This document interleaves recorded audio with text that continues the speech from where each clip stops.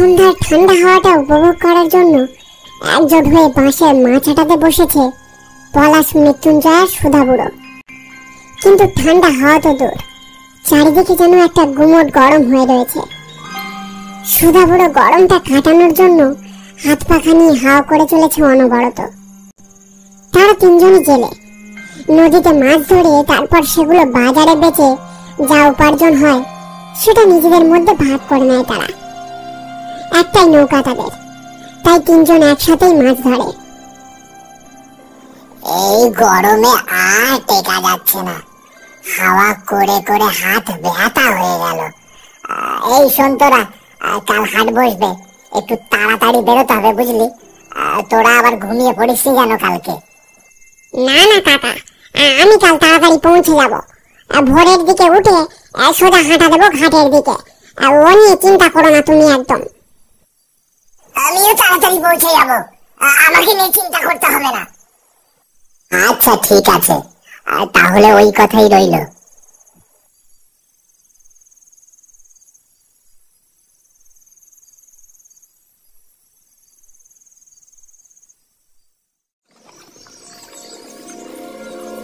একরাশ আলো ছেড়ে নদীর বুক ছাপিয়ে ধীরে ধীরে উঠতে শুরু করেছে সূর্যটা। তার সাথে ঝাঁকে ঝাঁকে জাল ফেলে চলেছে খাইতরা গ্রামের লোকেরা। জাল ফেলে মাছ ধরাটা তাদের রোজকার জীবিকা। ভোরে ভোরে সবাই বেরিয়ে পড়ে নিজেদের জাল কাঁধে করে।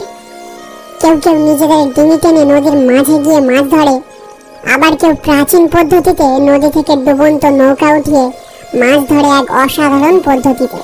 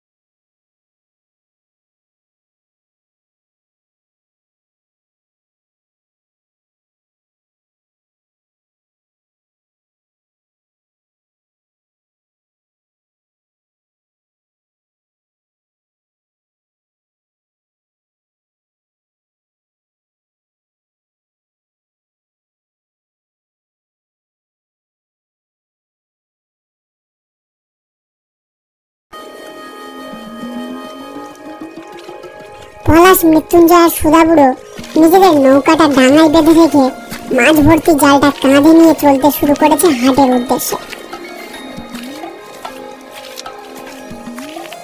এমন সময় নরেন নিজের জালটা কাঁধে নিয়ে হেলতে দুলতে এগিয়ে আসে তাদের দিকে। কি গো মৃত্যুঞ্জয়দা, আজ তো অনেক মাছ হয়েছে দেখছি তোমাদের। ভালোই তো বেচাকেনা হবে আজকের হাটে, কি বলো? নরেনের কথায় মুখ ভার হয়ে যায় মৃত্যুঞ্জয়ের। সে যেন সম্মত হতে পারছিল না নরেনের এই কথায়। তাই নাকি? তা তুই কি কম মাছ ধরেছিস নাকি?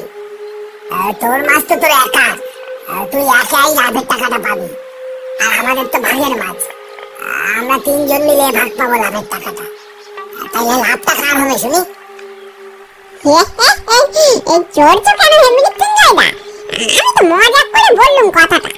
যাবে তোমরা হাটের দিকে যাচ্ছ তো, আমিও যাবো হাটে। কিন্তু এই ফটকেটা যে কোথায় গেল খুঁজে খুঁজে হয়রান হয়ে যাচ্ছে। কে জানে, একা মাছ ধরছে বোধ হয়।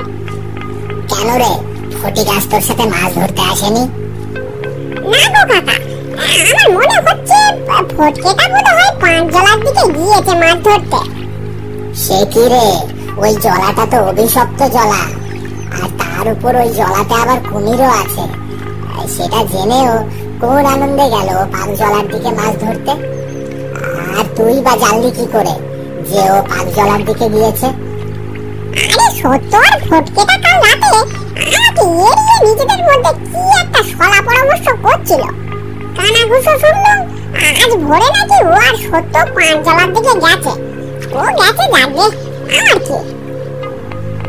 তা কাকা, তোমরা কি আজ এখানে দাঁড়িয়ে বেলাটা কাভার করে দেবে ভাবছো নাকি? হাট যে শুরু হয়ে যাবে, সেখানে পৌঁছতে হবে তো নাকি? হ্যাঁ চলো কাকা, আর দেরি করাটা ঠিক হবে না। আচ্ছা চল তাহলে। এই নরেন, তুইও চল, একসাথে যাই আজ সবাই মিলে। নরেন সম্মতি সূচক মাথা নাড়ে।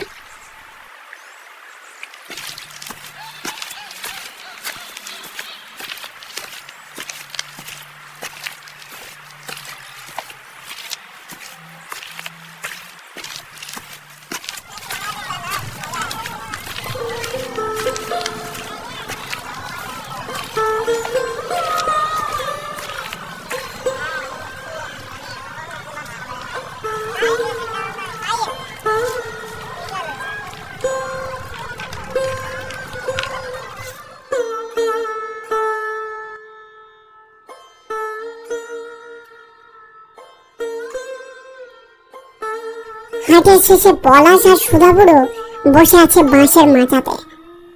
গ্রামের কিছু ছোকরা বৃদ্ধ মিলিয়ে হয় এই আড্ডাটা, কিন্তু আজ কারোর পাত্তা নেই। সকলে যেন ভুলেই গেছে সন্ধ্যের গল্পের আড্ডার কথাটা। সুধাবুড়ো বসে তামাক খাচ্ছিল। পেশায় তিনি জেলে, কিন্তু তিনি আরো একটা বিদ্যা জানেন, যেটা হলো ওঝা বিদ্যা। কিন্তু তিনি ওঝাগিরি করে কারোর থেকে আজ পর্যন্ত একটা টাকাও নেননি। কেউ টাকা দিতে চাইলে তিনি বলতেন, ধুর পাগলা, টাকা নিয়ে ওঝা বিদ্যাটাকে আমি অসম্মান করতে পারবো না। তুই বরং টাকাটা নিয়ে বুড়ো ঠাকুরের পুজো দিস। বুড়ো ঠাকুর সহায় হলেই সবার মঙ্গল। সুধাবুড়ো বলতেন মাছ ধরেই তার একার দিন চলে যায়। একা মানুষ, বিয়ে করেননি তিনি। গ্রামের ছোটখাটো বিপদে সব সময় সবার পাশে থাকেন, তাই গ্রামের লোকেরা তাকে খুব শ্রদ্ধা করে। কাকা, আজ কি কেউ আসবে না নাকি? আজ তো বুড়ো ঠাকুরের পুজো নিয়ে একটা আলোচনা ছিল, সেটা কি সবাই ভুলে গেল নাকি বলো তো? আর এই মৃত্যুঞ্জয়দা আবার কোথায় গেল বলো তো? তারও তো কোনো পাত্তা নেই দেখছি। কি জানি, আমিও তো তাই ভাবছি। এবারেও প্রত্যেকবারের মতো চাঁদা সংগ্রহ করার দায়িত্বটা ভাবছিলাম মৃত্যুঞ্জয়কেই দেব, কিন্তু ওর তো কোনো পাত্তাই নেই। ওর বদলে তুই দায়িত্বটা নিয়ে নিস ভাবধন, বুঝলি? সেটা নিয়ে তুমি চিন্তা করো না কাকা, ওতে আমার কোনো আপত্তি নেই, আমি সব দেখে নেব। এমন সময় মৃত্যুঞ্জয় হন্তদন্ত হয়ে মাচার সামনে এসে দাঁড়ায়। তারপর যেন সে হাঁপাতে হাঁপাতে বিচলিত স্বরে বলে ওঠে, কাকা, জলার পাড়ে নাকি সত্যকে দেখা গিয়েছে, কিন্তু ফটিকের কোনো খোঁজ নেই। সত্য নাকি পাগলের মতো অবস্থা হয়ে গেছে। সবাই ওই জলার পাড়ের দিকেই গেছে, আমি ওই দিকে যাচ্ছি, তোমরাও চলো। ওরা তিনজন হন্তদন্ত হয়ে জলার কাছে এসে পৌঁছায়। জলার পাড় থেকে ওরা মোটা গাছটার কাছে বেশ কিছু ভিড় দেখতে পায়। ভিড় পেরিয়ে ওরা সামনে এগিয়ে গিয়ে দেখে সত্য গাছের গোড়ায় বসে পাগলের মতো আচরণ করে চলেছে। দুটো হাত তুলে সে একভাবে মাথা চাপড়াচ্ছে আর এক কথায় আওড়ে চলেছে, ফটিককে টেনে নিল, ফটিককে টেনে নিল, রক্ত রক্ত, কত রক্ত, ফটিককে টেনে নিল, কত রক্ত। ভিড়ের মধ্যে কত লোক কত কথা বলা বলি করে চলেছে। পলাশ সত্যকে কিছু বলতে যাচ্ছিল, কিন্তু সুধাবুড়ো তার কাঁধে হাত রেখে তাকে থামিয়ে দিয়ে নরম স্বরে বলে ওঠে, থাক থাক, কিছু জিজ্ঞেস করিস না এখন। মনে হচ্ছে ও মর্মান্তিক কিছু দেখে ফেলেছে, ওকে আর ঘাটিয়ে লাভ নেই। তুই বরং নরেনকে সামলা। নরেনের চোখে জল। মনে মনে সে প্রচন্ড কষ্ট পেয়েছে এই আকস্মিক দুর্ঘটনায়। কষ্ট পাওয়ারই কথা, ফটিক যে তার অনেক দিনের পুরনো মাছ ধরার সঙ্গী ছিল। হঠাৎ করে কি থেকে যে কি হয়ে গেল।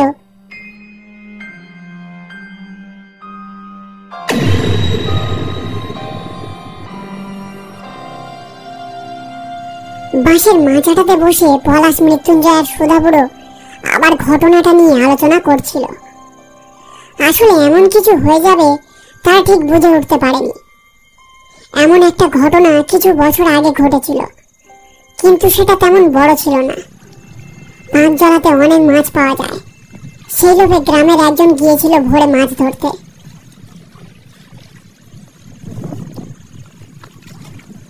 সেখানে সে একটা কালো ছায়া দেখতে পায় জলায়। সেটা দেখে সে আকস্মিক ভয় পেয়ে যায়, কিন্তু তার কোনো ক্ষতি হয় না। তারপর গ্রামের কেউই ওই জলাতে যেতে সাহস পেত না। বেশ কিছুদিন আগেই জানা গেছিল যে ওই কালো ছায়াটা আসলে কুমিরের ছিল, কিন্তু সেটা জেনেও বাকি গ্রামের বৃদ্ধরা কত আগে থেকে ছড়িয়ে দিয়ে গেছিল যে ওই জলাটা অভিশপ্ত। ওই জলায় নামলে কেউ বেঁচে ফেরে না। বুঝলে কাকা, আমার মনে হয় এই সত্যটা মিথ্যে বলছে। আমার কেমন যেন একটা সন্দেহ হচ্ছে। ঠিক বলেছিস, আমারও কেমন একটা সন্দেহ হচ্ছিল। নৌকার উপর কুমির উঠে ফটিককে টেনে নিল আর সত্যকে ছেড়ে দিল। সন্দেহজনক ঘটনাটা। আরে বোকার হদ্দরা, এও তো হতে পারে যে ফটিক জাল ফেলে মাছ ধরছিল, আর সেই সময় কুমিরটা এসে জালে টান দিয়ে ফটিককে জলে ফেলে দেয়। তারপর বাকিটা যাই হোক কাকা, নরেনের যে একটা খোঁজ নেওয়া দরকার। হয়তো সে ভয়ে পাকজলার আশেপাশের কোনো একটা ডাঙায় উঠে আছে। সেটার তো একটা খোঁজ নিতে হবে নাকি? আরে পাগল হলি নাকি? সত্য কি আউড়ে যাচ্ছিল শুনিসনি? রক্ত দেখেছে, তার মানে কুমির ওকে টেনে নিয়েছে জলার ভিতরে। তারপর আর কি কিছু বলার থাকে নাকি? মৃত্যুঞ্জয় এবার একটু চুপ হয়ে যায়। সে যেন মন মরা হয়ে পড়ে সুধাবুড়োর এই কথায়।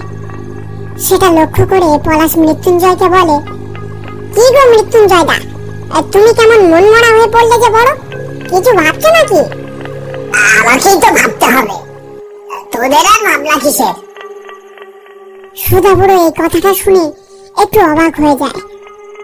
কেন রে, কি হলো তোর আবার? এমন করে বলছো যেন কিছুই জানো না। তোমাদের কারো সংসার নেই, কিন্তু আমার সংসার আছে। সুযোগ পেলে বউ আমার সারাক্ষণ খিটখিট করে। এই ভাগের টাকায় তোমাদের মতো কি আমার সংসার চলে নাকি? বুঝেছি, তা হঠাৎ এমনটা মনে হলো কেন তোর? এতদিন ধরে তো আমরা ভাগে মাছ ধরছি, তা আগে তো তোর এই কথা মাথায় আসেনি। হঠাৎ করে নয় কাকা, এটা আমি অনেকদিন থেকে বলবো ভাবছিলাম, কিন্তু বলতে পারছিলাম না। এবার আর সহ্য করা যাচ্ছে না বউয়ের এই খিটখিটানি। আমার রোজগারটা বাড়াতেই হবে এবার দেখছি। তা রোজগারটা কিভাবে বাড়াবি ভাবছিস? কিভাবে আর, যেহেতু তোমাদের খরচ কম, তাই তোমাদের ভাগ ওই মানে মাছের ভাগের টাকাটাও কম দেওয়া দরকার হিসেব মতো। এই কথাটা শুনে পলাশ ভুরু কুঁচকে বলে ওঠে, সে কি কথা? এমন কথা তো নৌকাটা কেনার সময় হয়নি আমাদের মধ্যে। নৌকা কেনার সময় আমাদের মধ্যে কথা হয়েছিল কি সমান ভাগে রোজগারটা ভাগ হবে। কি বলো কাকা? হ্যাঁ সেটা তো ঠিক, কিন্তু মৃত্যুঞ্জয় যখন বলছে ওর কথাটাও তো ভাবতে হবে নাকি? ওর তো পরিবার আছে, তাদের খরচ আছে। তুমি যাই বলো কাকা, এ বিষয়ে আমি একমত হতে পারবো না। সবার সমান ভাগ হওয়ার কথা ছিল প্রথম থেকে, আর সেটাই হবে। এর কোনো নড়চড় আমি মেনে নেব না। আর নৌকাটা কেনার সময় তখন মনে ছিল না পরিবারের কথা? হ্যাঁ? পলাশের এমন কথা শুনে মৃত্যুঞ্জয়ের রাগে গা জ্বলে ওঠে। সে কটাক্ষ দৃষ্টিতে পলাশের দিকে তাকিয়ে দেখে, তারপর সুধাবুড়োকে উদ্দেশ্য করে বলে ওঠে, তাহলে আর কি, উপার্জন বাড়ানোর জন্য আমাদের বেশি বেশি মাছ ধরতে হবে। আর বেশি মাছ এখানে কোথায় পাওয়া যায় সেটা তোমাদের বলে দিতে হবে না নিশ্চয়? সে কি রে, তুই আবার পাকজলায় গিয়ে মাছ ধরবার কথা ভাবছিস না তো? আজই একটা দুর্ঘটনা ঘটে গেল ফটিকের সাথে, তারপরেও কিভাবে সাহস হয় তোর ওই জলায় মাছ ধরার কথা মনে করিস? বাদ দাও তো কাকা, ফটিক অসাবধানতায় পড়ে গেছিল হয়তো জলাতে, সে ভুল কি আমরাও করবো নাকি? না না, ওই জলাতে যাওয়াটা ঠিক হবে না। অভিশপ্ত জলা ওটা, কারো না কারো প্রাণ নিয়েই নেবে ওই জলা। ওখানে যাওয়া একদম উচিত কাজ হবে না আমাদের। তুমি কি করবে দেখো কাকা, হয় ওই জলাতে চলো, নইলে তোমাদের ভাগের টাকা কমিয়ে আমার ভাগের টাকা বাড়াও। গোড়ামিগিরি করলে আর চলবে না। না না, ভাগের টাকা নিয়ে কোনো নড়চড় করা চলবে না। কাকা, তুমি বরং রাজি হয়ে যাও, ওই জলাতেই মাছ ধরতে যাব আমরা এবার থেকে। তোরা যখন মদ বানিয়েই ফেলেছিস তখন আর কি করার। ঠিক আছে, কাল ভোরেই তাহলে যাওয়া হবে পাকজলার দিকে। শুধু বুড়ো ঠাকুর রক্ষে করলে হয়। ঠিক আছে কাকা, তাহলে ওই কথাই রইল। কাল থেকে পাকজলাতে মাছ ধরা হবে, কিন্তু কাল একটু তাড়াতাড়ি বেরিও। রাতে বেরিয়ে সকাল সকাল ফিরে আসা যাবে জলা থেকে। ঠিক আছে, তাহলে চল, আর বসে থেকে কাজ নেই। অনেক রাত হলো, কাল আবার তাড়াতাড়ি উঠতে হবে। হ্যাঁ চলো কাকা।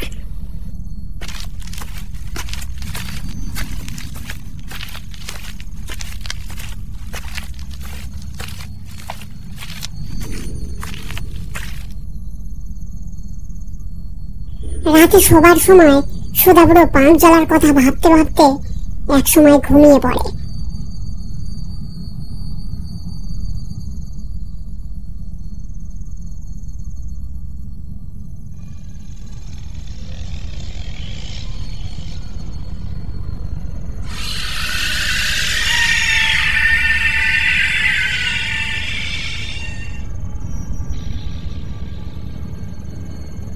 রাত থাকতে থাকতে সুধাবুড়ো জাল কাঁধে নিয়ে বেরিয়ে পড়ে।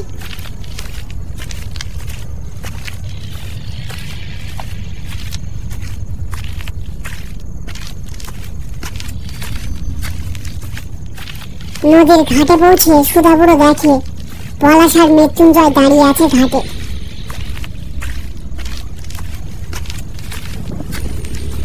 এই রে, তোরা এসে দাঁড়িয়ে আছিস, আমার আসতে একটু দেরি হয়ে গেল। যাকে চল চল, তাড়াতাড়ি ফিরে আসতে পারলেই বাঁচি। তারপর নৌকাতে বসে সুধাবুড়ো বুড়ো ঠাকুরের নামে প্রণাম জানায়।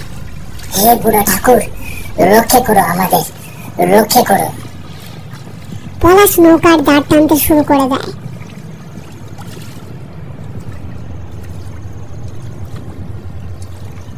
চারিদিকে একটা ঠান্ডা হাওয়া বয়ে চলেছে।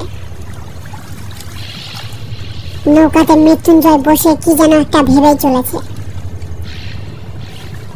সেটা পলাশ দাঁড় টানতে টানতে লক্ষ্য করে। কি গো মৃত্যুঞ্জয় দা, এমন বসে থাকলে হবে? একা দাঁড় টানতে টানতে হাঁপিয়ে যাচ্ছি যে, তুমিও হালটা ধরো। আরে চলেই তো এসেছি, আর মাত্র একটু পথ। তুই বাকিটা টান না, ফেরার পথে আমি হালটা ধরবো না হয়। পলাশের এবার একটু রাগ হতে শুরু করলো। নিজে ডেকে আনবে, আবার কাজের বেলা অস্ত্র লম্বা। কিন্তু দেখো, বাবুর ভাগের টাকাটা আবার বেশি চায়।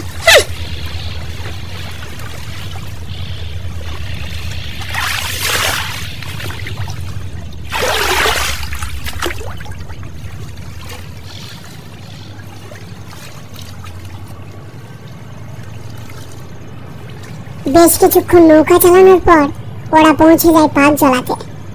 পাকজলার চারিদিকে যেন ঘুটঘুটে অন্ধকার হয়ে রয়েছে। পলাশ দাঁড় টানা বন্ধ করে জালটা তুলে নেয় হাতে। কাকা, আমি এখানে জালটা ফেলছি, তোমরা একটু চারিদিকে লক্ষ্য রেখো। কুমির দেখা পেলে জালটা ঝটপট তুলে নিতে হবে। আচ্ছা। মৃত্যুঞ্জয় তখনও স্থির হয়ে বসে রয়েছে। তার যেন কোনো ভয় নেই।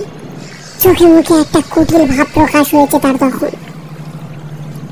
পলাশ তখন জালটা সাজিয়ে নিয়ে ছুড়ে দেয় জলাতে। নৌকার উপর রাখা লণ্ঠনটা তখন মিটিমিটি জ্বলছে। চারিদিকে একটা ঠান্ডা হাওয়া বয়ে চলেছে। মৃত্যুঞ্জয় চারিদিকে দেখে চলেছে এক কুটিল দৃষ্টি নিয়ে। সে যেন কারোর উপস্থিতির অপেক্ষায় আছে।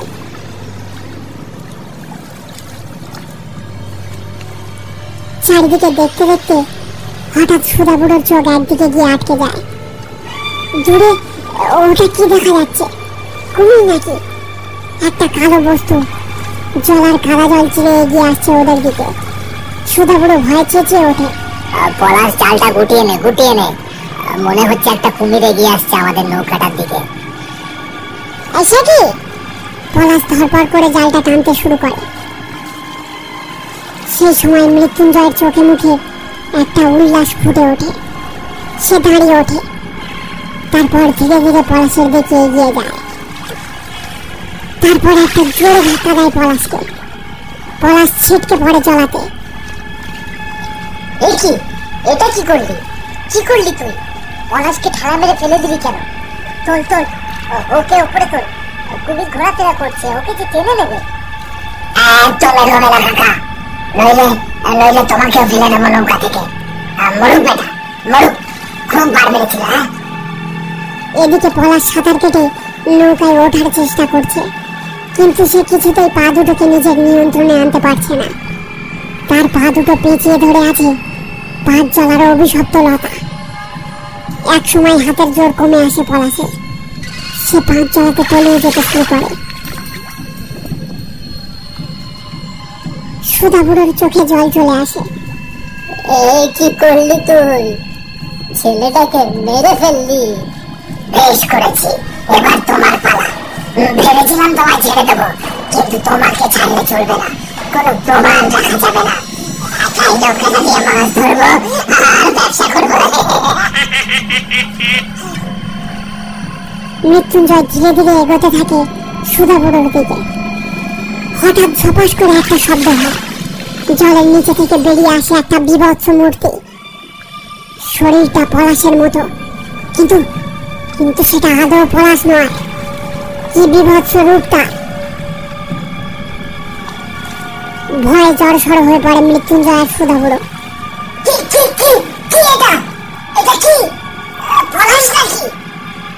পলাশের শরীরটা হাওয়ায় ভাসতে ভাসতে একসময় ঝাঁপিয়ে পড়ে মৃত্যুঞ্জয়ের উপর। ঝপাস করে একটা শব্দ, তারপর সব নিস্তব্ধ।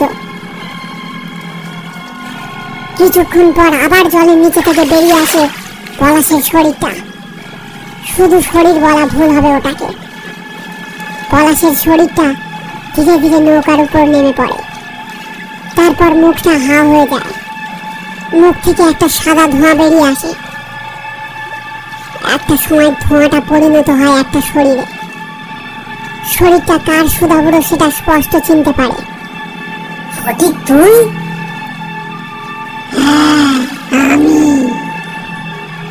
তোর এই হাল হলো কিভাবে? ওই সত্য আমায় ভুলিয়ে ভালিয়ে এই 5 জলাতে নিয়ে এসেছিল। তারপর ঠিক মৃত্যুঞ্জয়ের মতো সত্য আমাকে ঠেলা মেরে ফেলে দেয় জলে।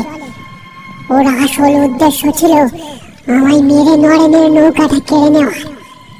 আমি বেঁচে থাকতে ও সেটা করতে পারতো না, তাই আমাকে এই 5 জলায় নিয়ে এসে ফেলে দেয়। আমি কত চেষ্টা করেছি, কিন্তু কিন্তু আর উঠতে পারিনি। কতটা কষ্ট নিয়ে মরেছি আমি, কিন্তু কিন্তু ওই সত্য ভাটাকেও আমি ছাড়িনি। এই জলাতে ওকে পুঁতে দিয়েছি আজ। পুঁতে দিয়েছি এই জলাতে। পলাশ এখনো বেঁচে আছে, কিছুক্ষণের মধ্যে ওর জ্ঞান ফিরবে। ওকে নিয়ে বাড়িতে চলে যাও আর এসো না এই জলাতে। এই জলা অভিশপ্ত, অভিশপ্ত এই জলা, অভিশপ্ত। বলতে বলতে ফটিকের শরীরটা আবার 5 জলায় তলিয়ে যায়। আকাশে অন্ধকার কেটে দিনের আলো বেরিয়ে আসতে শুরু করেছে। তখন সুধা বুড়ো পলাশের দিকে তাকায়।